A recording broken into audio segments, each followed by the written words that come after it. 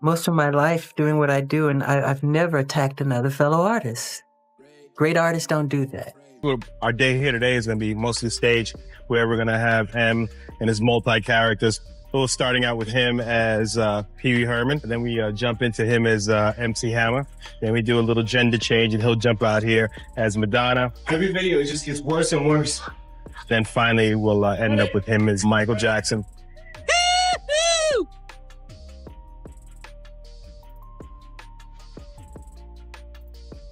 So this is where the real spark between Eminem and Michael Jackson began. It all traces back to November 19th, 2002, when Michael stepped out on that Berlin hotel balcony and held his 9-month-old son, Prince, over the rail while waving to fans below. The crowd went crazy. Media outlets couldn't stop replaying it, calling him reckless and out of control. Michael tried to cool things off, saying he was holding his son tightly and only wanted to show him to the fans. But no one was buying that story. The whole world kept roasting him for days, turning that single moment into global controversy. Pop protest Eminem's new video that pokes fun at Michael Jackson in a very personal way. Fox News' Geraldo Rivera is in the middle of it all in Times Square with the latest and a possible surprise guest. Hi there, Geraldo. Surprise guest. Hi there, Geraldo. Hi, Terry. Here I am just in the shadow of MTV. This is a group of Michael Jackson supporters, as you mentioned, including some of the officials of his fan club. But they're here to protest the music channel's continuing refusal to pull that controversial video by Eminem called Just Lose It. The video is a savage, even racist parody of the embattled king of pop. And it's so bad that Black Entertainment Television and some other media outlets. Then fast forward to June 24th, 2003, when Eminem was on his anger management tour, killing stages city after city. When he touched down in Glasgow, Scotland, fans swarmed his hotel like a movie scene gone wild. But instead of just soaking up the attention, Eminem flipped the whole thing into a full-on parody of Michael Jackson's balcony moment. He stepped out onto his balcony rocking a mask just like the one Michael used to wear, holding a fake baby and tossing it around like a skit from a late-night show. The crowd screamed while Eminem laughed through it, clearly mocking the whole situation like it was stand-up comedy. He didn't even try to hide the joke. He wanted everyone to see it. Michael stayed completely silent through all of it. No statements, no interviews, nothing. He didn't throw shade back or even drop a comment. It's a commonology in mankind that I don't like, that part of it, that kind of, envy. But then there's a beautiful side to mankind too, isn't it? But not to Eminem. We've spoken about it. I think that you should. Why not? Speak about what? About Eminem and this disrespect that he showed you. Stevie Wonder said that he was piling on and how really rude it was for someone who made his money from the community, as Eminem has, to now diss the community in a sense, and a racist, and I've said it, very bold-faced, bigoted kind of presentation. Tell us how that hurt you and how you're feeling about it now. I've never met Mr. Eminem, and to have him, I've always admired him, and to have him do something like that was pretty painful as an artist to another artist. And it's sad because, well, I think what Stevie Wonder said is true. And then came November 19th, 2003, and things took a dark turn for Michael. An official arrest warrant dropped under his name, and because of platform rules, I can't say exactly what the charges were, but it involved some extremely serious accusations connected to minors. A few weeks later, Michael walked into the station and turned himself in. From that moment on, he was in a battle for his life, his name, and his entire legacy. Michael was stuck in one of the roughest chapters of his entire career. While he was fighting those serious accusations in court, Eminem was locked away in the studio, laser-focused on his 5th album. Then on September 28, 2004, he dropped the first single from that project, Just Lose It, and that's when everything flipped upside down. A few days later, October 3rd, 2004, the official Just Lose It music video dropped. And that's the moment things between Eminem and Michael Jackson exploded from playful teasing to straight-up war. The whole video was classic Eminem chaos. He was clowning everyone from MC Hammer to Pee Wee Herman to Madonna, even mocking his own 8 Mile character. Have decided to yank it. MTV, though, is resisting, and so this group of fans have gathered. And I think we may have on the telephone right now a surprise caller in this first live interview on network television, at least a year as far as I know. I believe Michael Jackson is there. Are you there, Michael? How are you, Geraldo? Hello? Okay, buddy, let me ask you, how do you feel, Michael, about the continuing support you've gotten from your fans despite all you've gone through? But out of all the celebrities he roasted, Michael Jackson took the biggest hit. No debate about that. Eminem didn't hold anything back. In one scene, he poked fun at Michael's surgeries by having his fake nose fall off on camera and then chasing it around like it was some wild cartoon. Then he reenacted that infamous 1984 Pepsi commercial moment where Michael's hair caught on fire, but turned it into a total joke. The disrespect was loud and clear. But the part that really sent shockwaves across the world, Eminem took aim at the serious allegations Michael was facing in real life, something everyone knew was off limits. Still, he went there, both in the lyrics and in the visuals. Fans were stunned. A week later, on October 12, 2004, Michael finally broke his silence. He called into Steve Harvey's L.A. morning show, and you could hear the anger in his voice. He said, "I am very angry at Eminem's depiction of me in his video. I feel that it is outrageous and disrespectful. It is one thing to spoof, but it is another to be demeaning and insensitive." He even admitted that he had admired Eminem as an artist before all this. That's what made it hurt even more. He said it was inappropriate and disrespectful to me, my children, my family, and the community at large.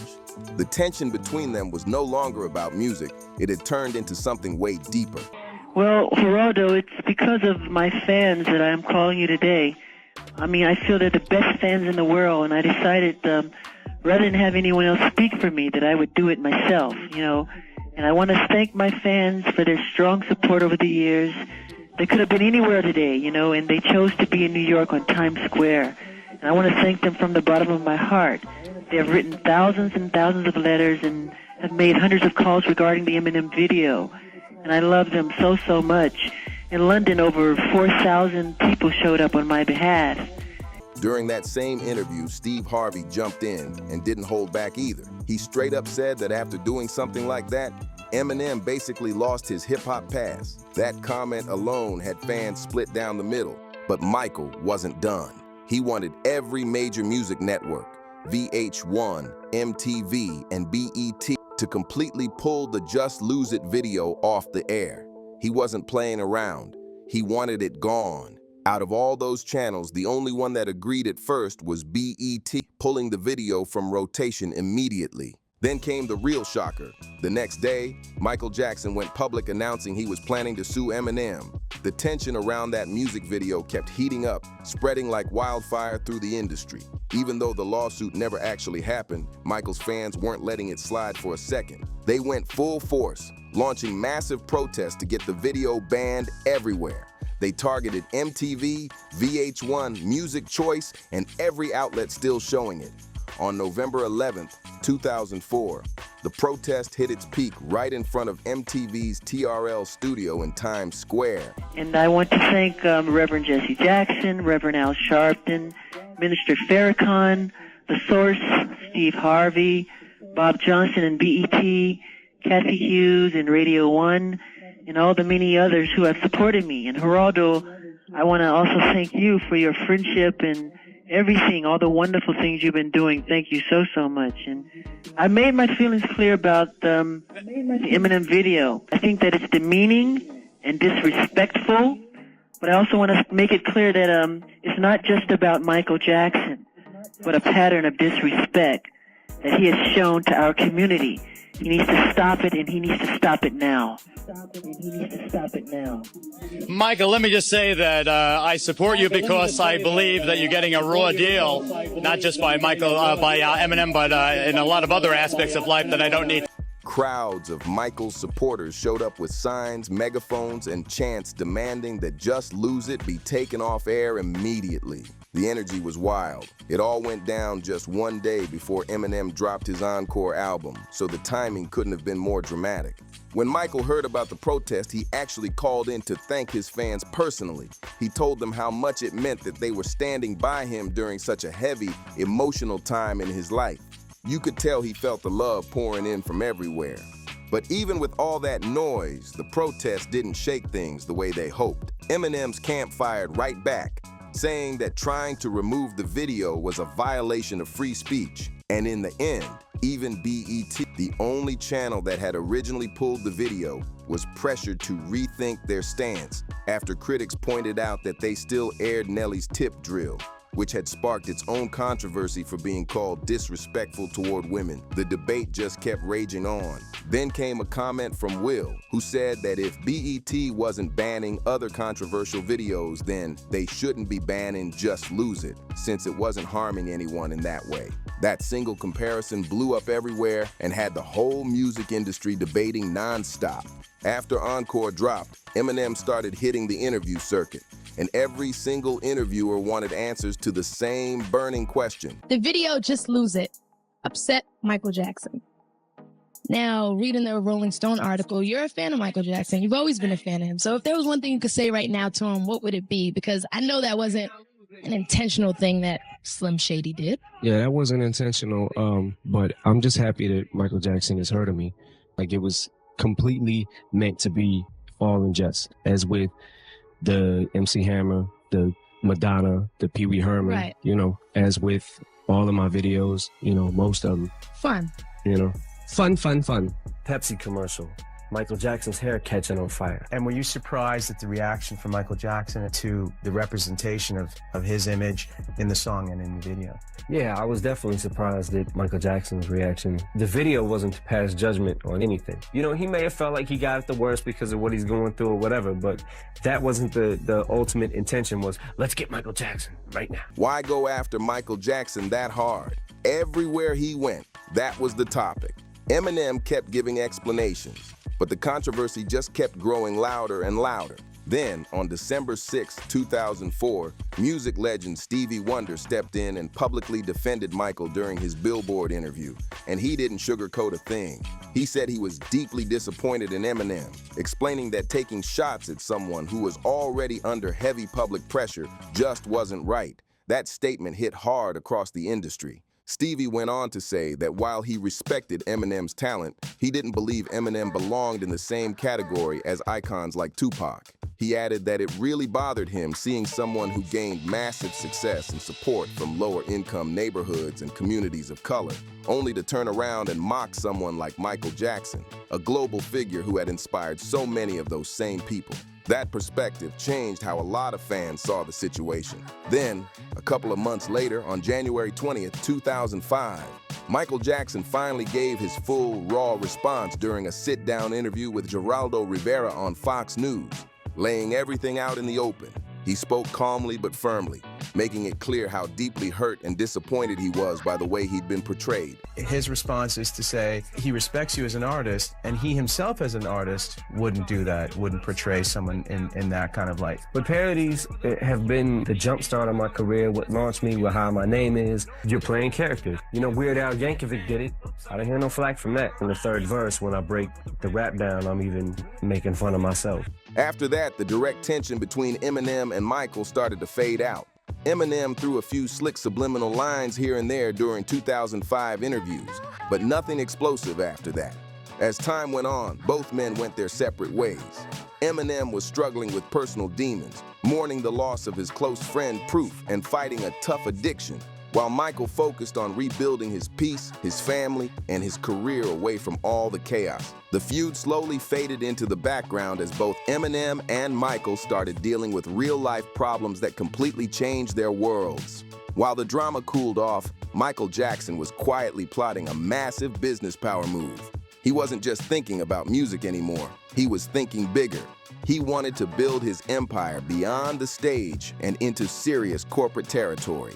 Then on May 31st, 2007, Michael made a comeback move that didn't need a single diss track. It was pure business revenge. His company, Sony ATV, made a huge deal, buying Famous Music, a major publishing company, for a jaw-dropping $370 million.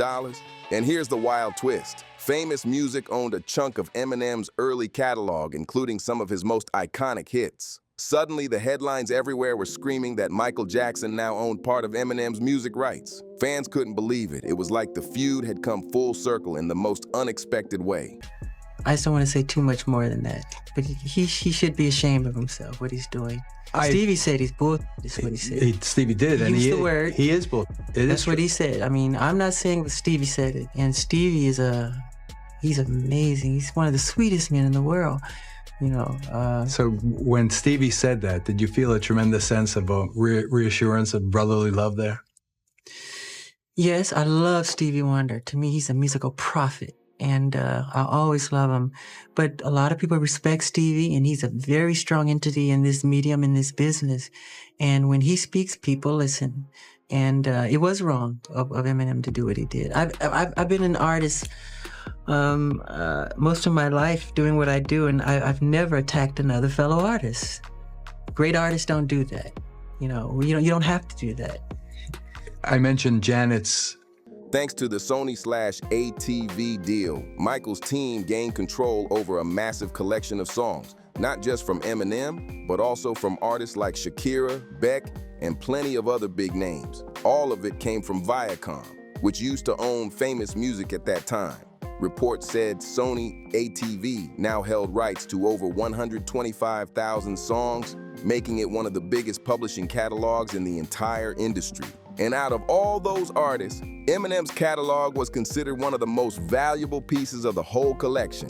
That made the deal even juicier. Michael even released a public statement about it, calling the acquisition a milestone event for Sony ATV. He proudly said the catalog represented everything from timeless classics to modern hits, and that he was thrilled to bring Famous Music under the Sony ATV umbrella. But here's where the story always gets twisted.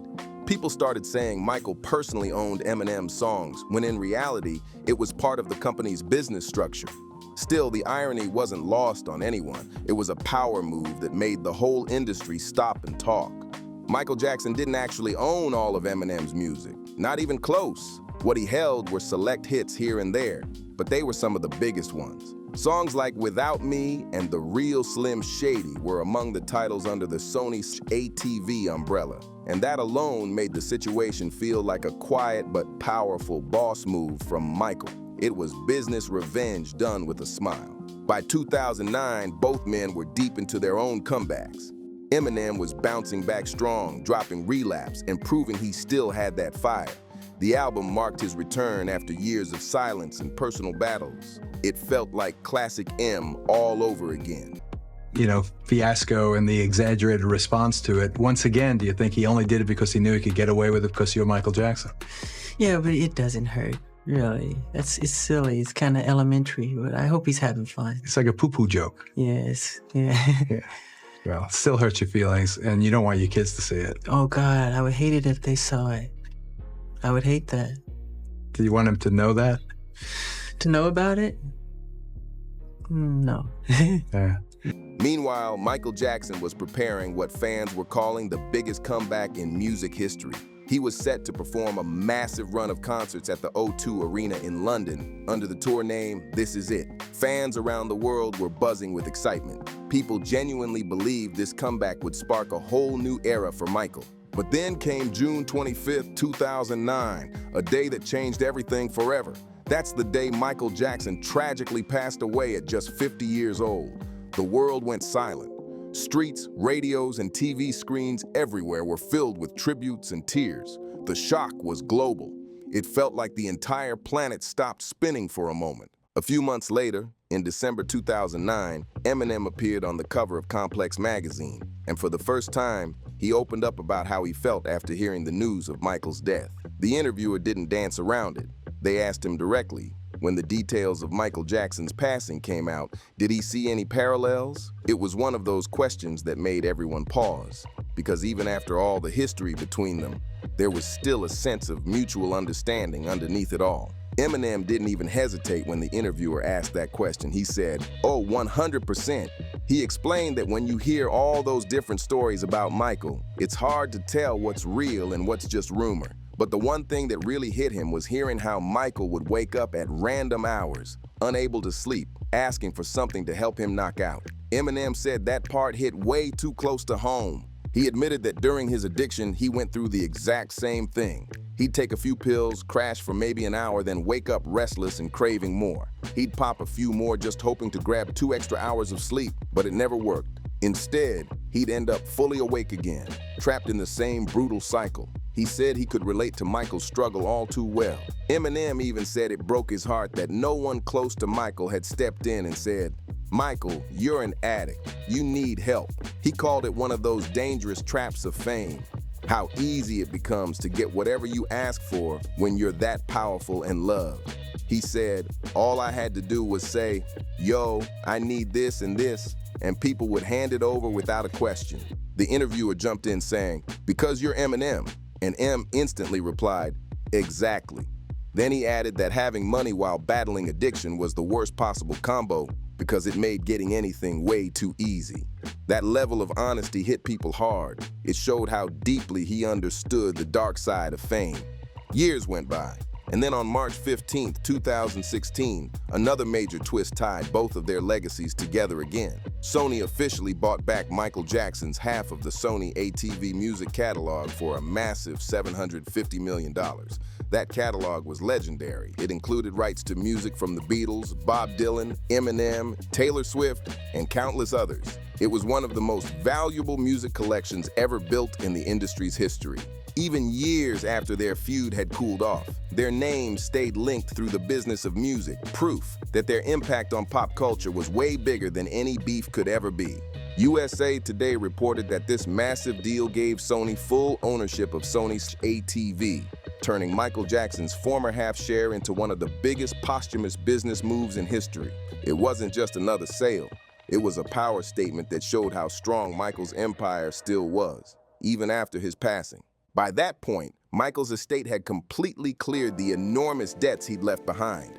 Through a mix of new music releases, tribute films, reissued albums, and global ventures, his estate turned everything around. All the profits went directly towards supporting his mother and his 3 children, ensuring they continued to thrive from the legacy he spent a lifetime building. Sony's CEO even dropped a statement praising the deal. This is from Will H. in Detroit. What's up, Will H? Hey, I'm a big fan and a new father. Can you give me 5 rules on how to be a good father? Don't beat your kids.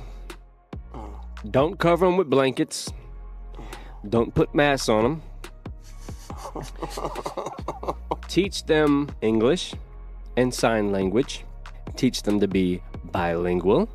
And teach them how to love. Saying it reflected the company's full commitment to the entertainment world and their belief that this legendary catalog would keep pushing Sony to new heights. It was yet another powerful reminder that Michael Jackson's influence and legacy still ran the music industry, even years after he was gone. But fans kept digging deeper into the deal, pointing out one key detail. The sale did not include Michael Jackson's master recordings or the songs he personally wrote. That meant the King of Pop's original creative work stayed protected under his estate. His estate also kept a stake in EMI Publishing, Inc., locking in long-term control and financial security for his family. That move alone showed how carefully Michael had set up his business empire before his passing. Later, his team released an official statement explaining that the Sony deal was a strategic decision. It allowed them to continue maximizing the value of Michael's estate for the benefit of his children. They also praised his sharp business instincts, calling it proof of his genius, not just in music, but in the art of music publishing itself. Even in death, Michael Jackson was still closing deals that reshaped the industry, proof that his power and influence were truly untouchable. Even years after all those legendary business moves, the story of Eminem and Michael Jackson still gets people talking. Their feud wasn't just about a diss video or a few jokes. It was a reflection of two icons living under extreme pressure, both misunderstood in their own ways. What started as mockery turned into a lesson about fame, power, and respect in the industry. After Michael's passing, fans began to look back at the entire timeline differently. Some said Eminem went too far, while others argued that both artists represented rebellion in totally different forms. Michael breaking barriers in pop and Eminem doing the same in hip-hop. The two men were polar opposites in style, but their stories were tied together by fame's dark side. Eminem later showed quiet respect toward Michael's legacy, never speaking badly of him again. In interviews, he mentioned how the pressures of celebrity life could destroy even the strongest people. And that's something he understood firsthand. That shift in tone spoke volumes. It wasn't about rivalry anymore. It was about recognition. Meanwhile, Michael's name continued to dominate pop culture. His music, business sense, and humanitarian work kept his legacy alive in every corner of the world. From documentaries to tribute performances, his story became a symbol of how greatness and pain often walk hand in hand in the world of fame. By the late 2000s, both legacies had evolved beyond the drama. Eminem stood as one of the most respected lyricists in rap history, and Michael Jackson remained the undisputed king of pop, with record-breaking sales and influence that no one could touch. Fans from both sides began to see their connection, not as enemies, but as two artists who shaped music in their own explosive ways. Looking back now, the entire saga feels like one of those rare moments in pop culture where everything, music, controversy, pain, and genius collided. It showed that even when egos clash and tempers flare, real legends always leave behind something bigger than the beef, a legacy that never fades. Back in 1985, Michael Jackson made one of the smartest money moves in music history. He bought the ATV music catalog for just $41.5 million. Later, he merged it with Sony, and that single decision became the most valuable thing he ever owned by the time he passed away in 2009. What's wild is that even though Michael was deep in debt toward the end of his life, that one brilliant investment flipped everything. Over the years, that catalog generated around $750 million, thanks to all the legendary artists tied to it. The Beatles, Bob Dylan, Eminem, Taylor Swift, and so many more. That's not just business, that's legacy-level strategy. And just like that, the entire Michael Jackson vs. Eminem saga came full circle. It started as a joke that Michael didn't appreciate, turned into a feud that rocked the music industry, and ended with Michael quietly owning pieces of Eminem's music before those rights eventually circled back into Sony's hands. Talk about poetic justice. It's honestly crazy to think about how things turned out. Both of them, Eminem and Michael Jackson, were absolute legends in their own lanes. It's a real shame the world never got a collaboration between those two icons. Michael genuinely respected Eminem's talent before everything went left, and imagining what a track between them might have sounded like. That's something fans still dream about today.